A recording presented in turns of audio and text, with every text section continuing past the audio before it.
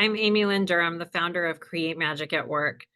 I'm so excited to share this series of short videos with you that is going to expose and give you a view into the future of work and what it can be and how we together can create magic in the workplace. You're going to hear insights on how to effectively have a remote and hybrid work team, tips on effective communication, how AI is playing a role with different organizations and how you can utilize it within yours, ways you can support well-being and professional development with your teams. And one of the most creative and fun things that we're going to hear from the leaders in this workplace series is, what would they do? What would you do if you never had to earn a paycheck? So tune in, listen to all these short bite-sized clips from these amazing leaders in the workplace, and hopefully it brings some magic to you. As always, you can visit createmagicatwork.net for tools, resources, coaching, workshops, journals, all the things to bring magic to your life and your work. Take a listen, take a watch, and I hope it brings some magic to you. Question. I think things changed tremendously since the pandemic. Our team in general, or our company culture, has changed their view on what it feels like to get work done and where that work gets done. My team specifically, we've got a hybrid situation. Our folks have the ability to work from home 1 full day a week, and as long as we communicate through that and it makes sense for everyone. But at the end of the day, I think people make decisions around their work and their family and their personal life that is important to them. And so we try to keep as much flexibility as possible. At the end of the day, like, if the trust is there and people are getting things that they need to get done and they're communicating, we stay pretty flexible.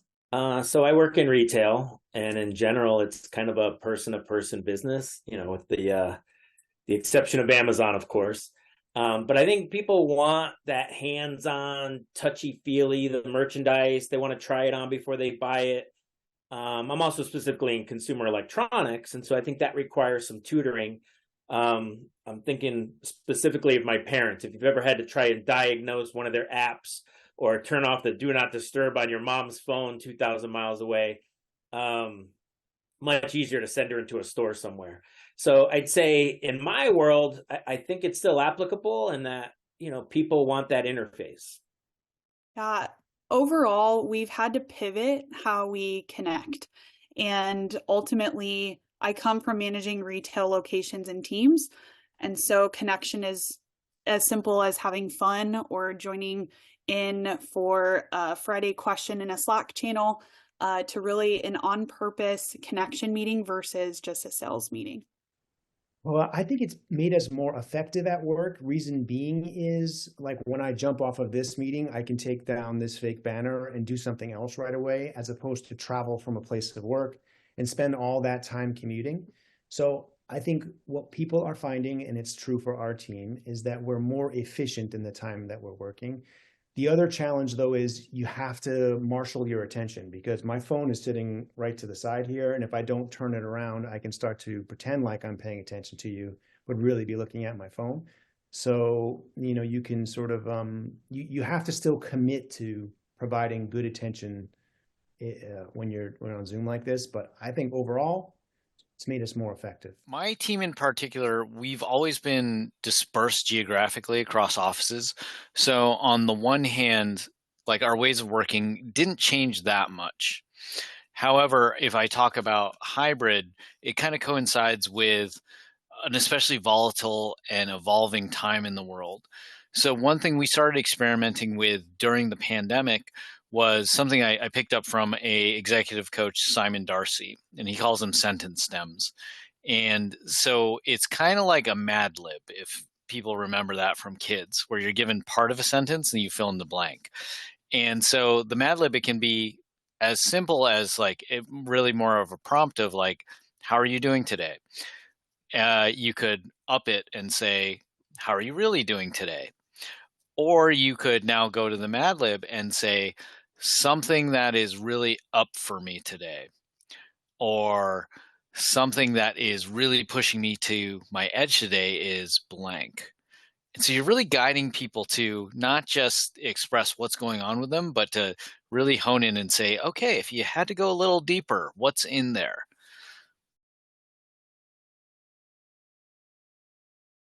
Yeah, this one was actually really simple for me to think about, but number one would be clear. I come from the wireless world, so personally, when talking in text format, I love emojis.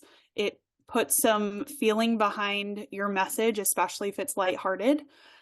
Also, reread your message before you hit send, whether it's an email, making sure that your point's coming across clear, but those two things have been pivotal in my career to make sure communication is clear. The first thing is look to understand before being understood. And that's taken me a long time as a person who's an extrovert and comfortable talking and feels like he should be talking. It's almost too much ego. Like, you got to understand what the person's trying to say before you're really responding. So I think that would be the first thing. The second thing is a read back. I learned that from Jocko Willink's team at Echelon Front. It's a great tool to make sure that what I understand is what you intended me to understand. And so I'll just give you a quick read back. You asked about two things that are making communication more effective, or two tips. So that we're on the same page. It's a pretty amazing how people can really remember 2 to 3 things. And when you try and convey a 9-point list in a meeting, you can just watch people glaze over. They leave with an entirely different message than the one you intended to send. So the way you cure for that is like, say, hey guys, I know sometimes I can be long-winded. Would you mind just giving me a quick read back about what are the 3 things that were most important that we're working on this week? I think multiple sources. I think a lot of times we rely on, oh, I sent the email, didn't you get it?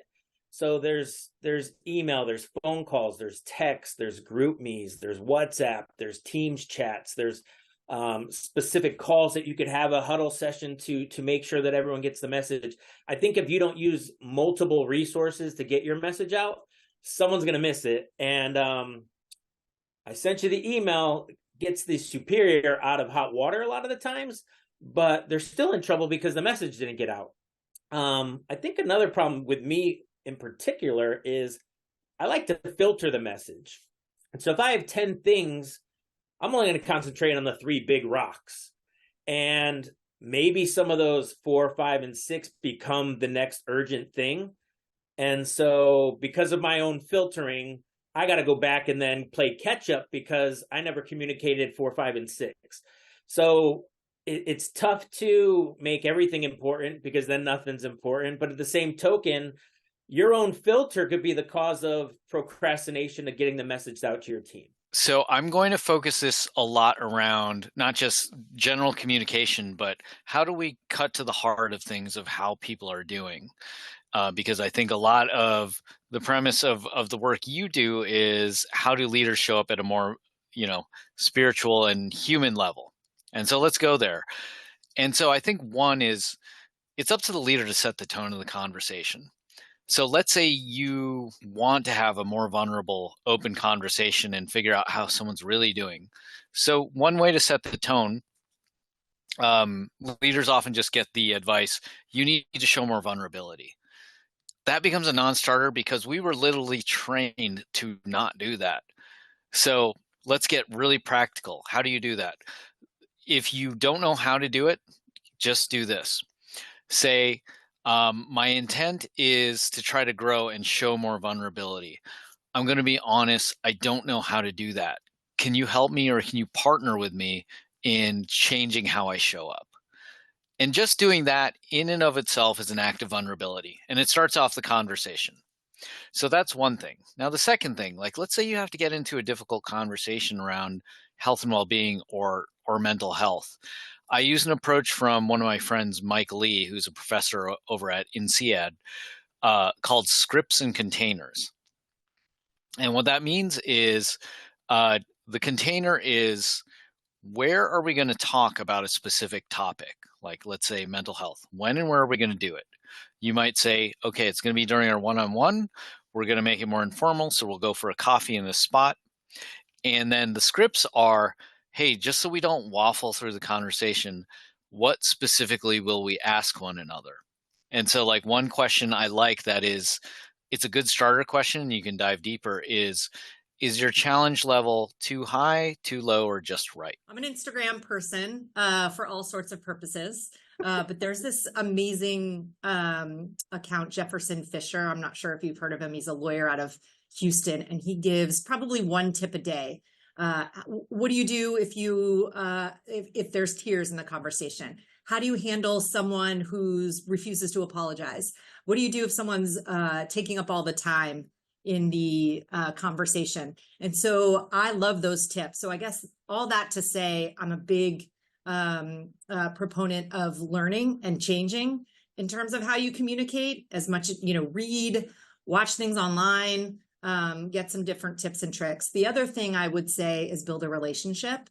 Relationships are first and foremost. I think if you've got a foundation where you've built a little bit of a rapport with someone around items that are not work related, the communication becomes so much easier. You learn someone's quirks, you learn someone's style, their preferences.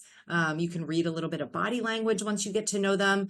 So building a relationship is going to ease any type of communication you need to have in the future. One is, I'll focus specifically on large language models like Google's Bard or ChatGPT.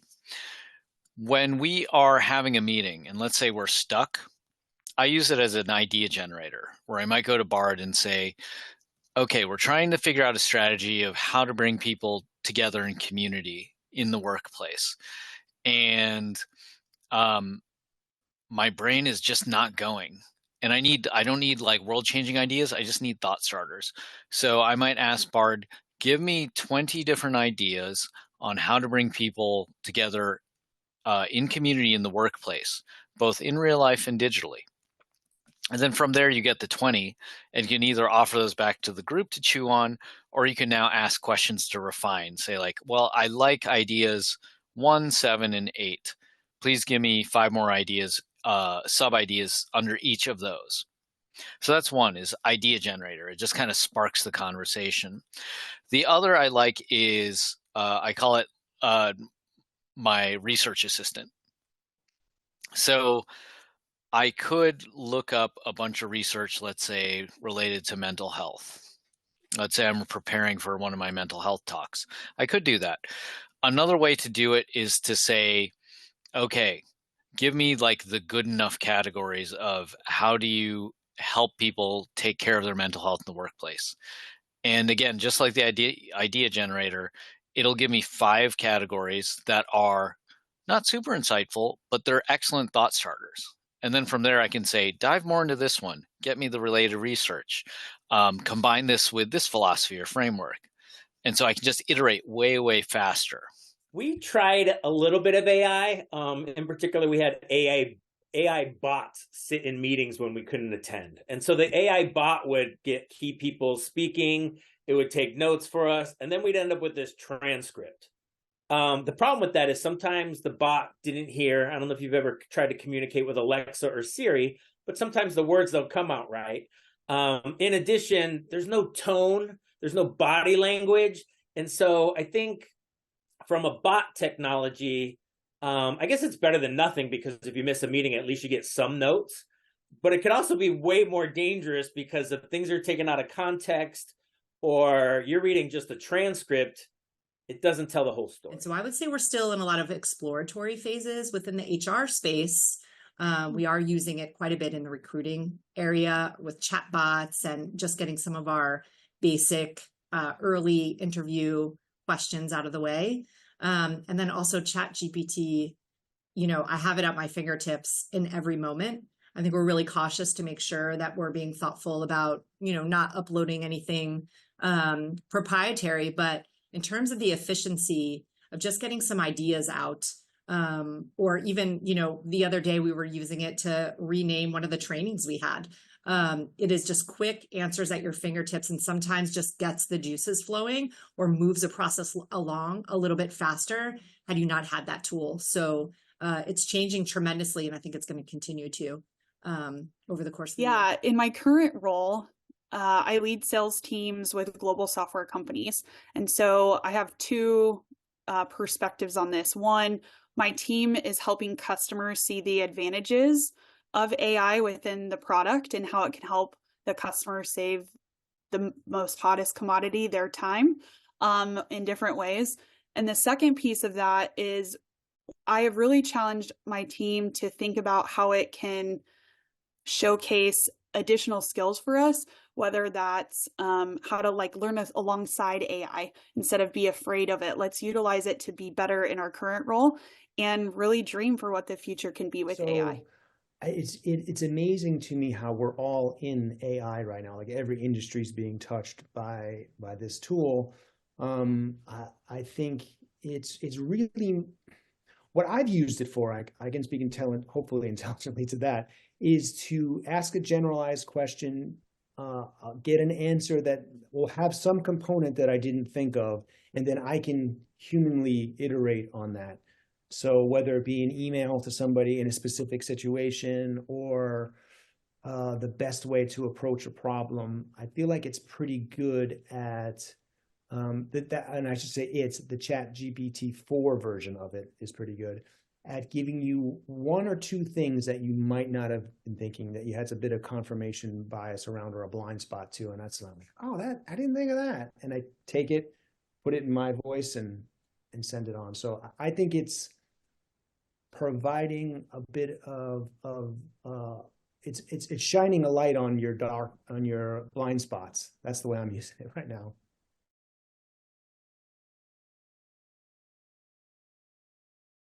I think it's easier to do with salary than it is with hourly.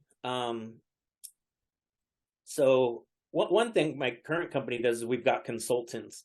And I think consultants can act as having that consigliere, that rabbi within the workplace that you can reach out to and bounce ideas off. And typically consultants are seasoned folks who've been in the trenches before and can help navigate and shepherd people through their own journeys. And so I think that's been an added help. Another key thing that we've had is employee resource groups. So we've got LGBTQ groups, we've got African American groups, we've got a number of different spaces that if people aren't comfortable within their own environment, they could reach out to other people who could be going through or experiencing similar issues. And so I think that allows people to have that family feel or have that connectivity when they may be the only person of their class or representation within their own space. So I think that having someone that they could bounce ideas off of and share, I think goes a long way. And so I might approach that very, very pragmatically, where I'd tell people like, okay, let's say some people, they're here within their jobs, they're trying to figure out, how do I realize? Some people, I also need to understand, like, hey, I do this for a living, and I just want to know, how do I maximize this opportunity? Like, great, it's here to support your life, not to be interwoven with all aspects of your life. And I respect that boundary. So I try to just take it very pragmatically and tell them, for what I understand of how the organization works, if you want to move ahead, whether that's up, other opportunities, to a different function, here's what I believe will get you there. And then if we think about, like, okay, if this is where you need to go, I like a framework called the 4 E's to say, okay, in order to do that, what experiences might you need? What exposure might you need across the organization? What education might you need, like trainings? And then how might we need to change your expectations so you're building in the direction of wherever you want to go? So very pragmatic, and it makes sure that we get them a diversity of opportunities that move them in the right direction. Now, beyond that, one of the things that I like to do along the lines of well-being is we can often treat our job as to say, hey, you took the paycheck, you know what the job is, just suck it up and get it done. Knowing that so many people are struggling with mental health and burnout, I need to be keenly aware of when I'm pushing someone in a direction that might burn them out versus one that might actually give them energy. So I have to lead by example, but I try to start an open conversation of like, yes, like you have to do the job you're asked to do if you're going to take this paycheck in integrity. But I also need to understand of your role, of the responsibilities in your role, what are the things that really give you life, that give you energy? And what are the things that, frankly, they kind of suck and they suck the life out of you? Because I manage the capacity of this team. And I need to know, like, if I ask you to do this, is it going to cost you 10 energy points or is it going to cost you 50, even if it only takes the same amount of time? I think we lead with trust. So if you start there, in terms of well-being, it goes a long way. I trust my partners, and they trust me. And within that, it extends a little bit of, I don't know, you get a little bit of grace in terms of how people are partnering together. And so I would say that's a really important basis of well-being here. Second of all, the answer is typically, how do we get to yes?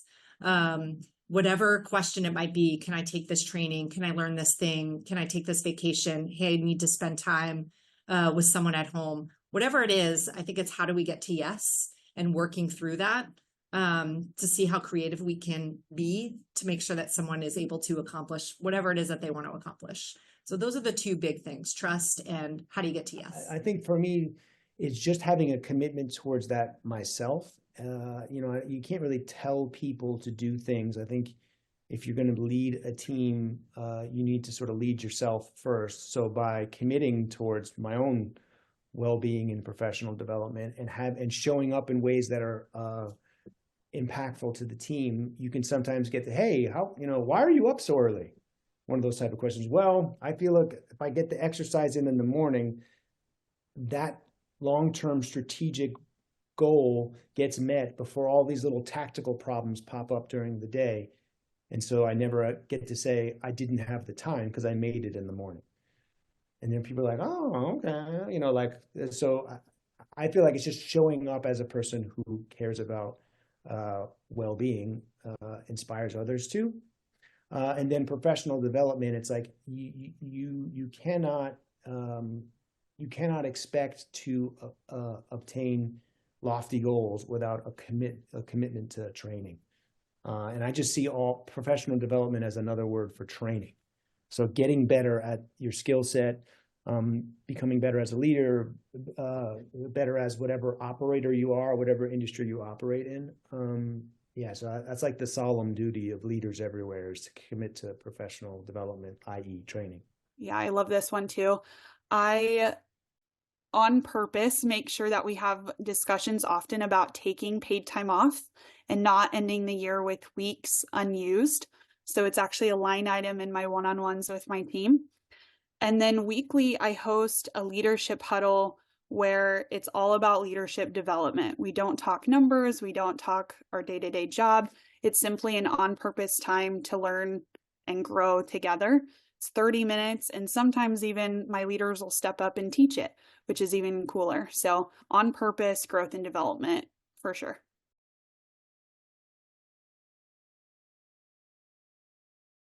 It's a nice problem to have.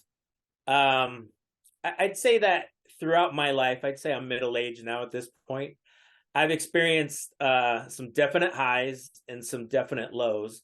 And I think the highs never really consisted of material things.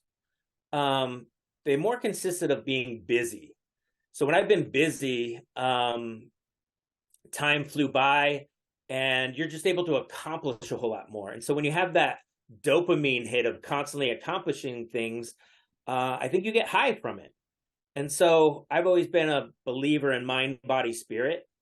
And I'd say at some point, my body was probably number one priority to me. And I worked in the gym industry, and I'd say that was my pinnacle. And then maybe when money was probably most important to me to save for college, my body probably wasn't in its most optimum phase. And I've also been religious at different points in my life when I've had mishaps happen or, called upon a higher power to get me through something.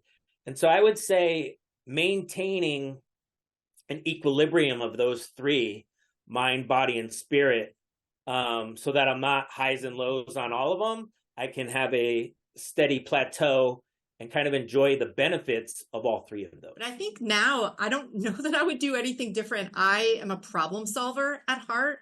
I'm a relationship person at heart. And I think I would do exactly what I'm doing now, problem solving. I would just be more picky about who I was working with and who I was doing it for. I think I love my company. I love where I work. I've been here for over 10 years and it's an amazing space.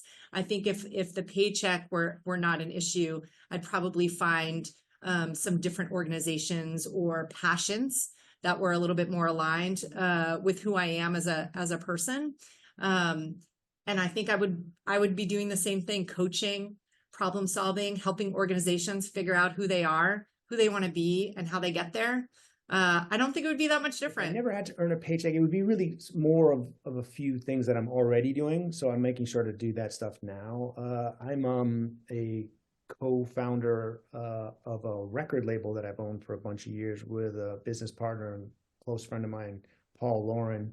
We have a recording studio that is absurd, and it's primarily an analog recording studio in a digital age, which means that we all own a lot of ancient, very expensive to acquire, expensive to maintain recording gear that they would use in the 50s, 60s, 70s. So I would be opening up that to be able to allow more artists, because we our record label does fund a lot of recording projects, but I would just be doing that more. I would be traveling easier more of the time, front of the plane all times. I mean, those are the two things, just more of that, right? I don't think that like, it would be nice to not think about money. That would be a relief, I think, for most people. But beyond that, I don't seem to be motivated by, I've been in situations where there's big checks that hit your account. In fact, as a very young man working in a hedge fund, the first time I got a big check, which is this is a bit of a sad story, but or at least an informative story. I was expecting this check, of course, and this is like early when you're like getting on online banking and waiting for this check to hit the account and checking each day. I knew it was coming. And I didn't realize this is in New York City, so the amount of tax that this thing was going to get hit with. So it was about half of what, the this is your bonus thing and what I got. And I was expecting to feel this grand sense of accomplishment. Like I had done this very hard thing. I had gotten a job that no one thought I could get. I quickly worked myself into a position where I was going to get one of these kind of cool bonuses. And I did. And it should mean something about my self-esteem. And man, it just didn't do it. And I was like, oh no, I had just done this very hard thing and expecting to get the cookie. And I didn't. And it was a cause of desperation. So since that time, and I've had an eclectic background, I think in many ways because of that experience.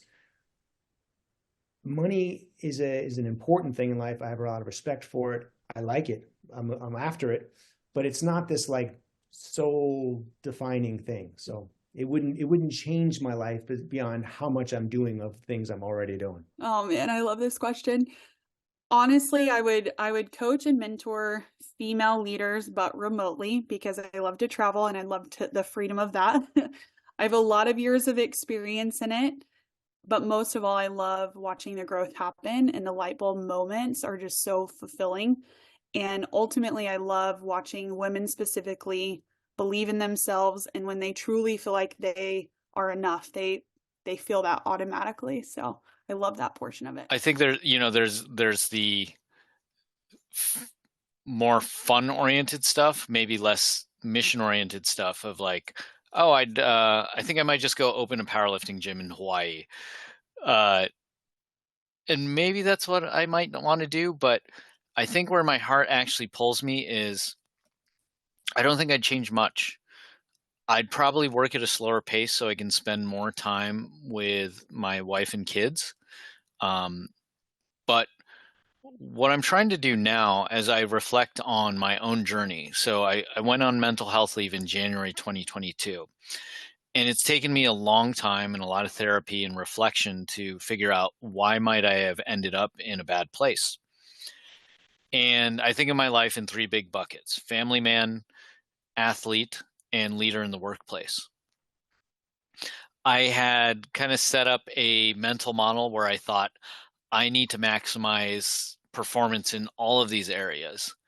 But now the issue is that I have finite time and energy. And I was putting pressure on myself to just execute on everything I could across everything all the time. And that led to burnout. What I'm trying to do going forward is to say, hey, yeah, these things pull from each other in terms of time and energy, but there's some ways where they actually nurture one another. And they, me being a better athlete makes me a better leader and a better husband and father, and vice versa. And so if I can get really, really precise about not just where these things take from one another, but where they create a virtuous cycle, and I can design a virtuous cycle life between these three roles, that's what I want to build for myself. So that's one thing. And then the other thing is, the reason that I want to do this and stay in my role at Google is I want to show other people that it can be done. So you've seen my sharing on social media. My intent there is I'm trying to build a virtuous cycle life, and I'm trying to do it out in the open and share everything I'm learning along the way so that others might benefit as well.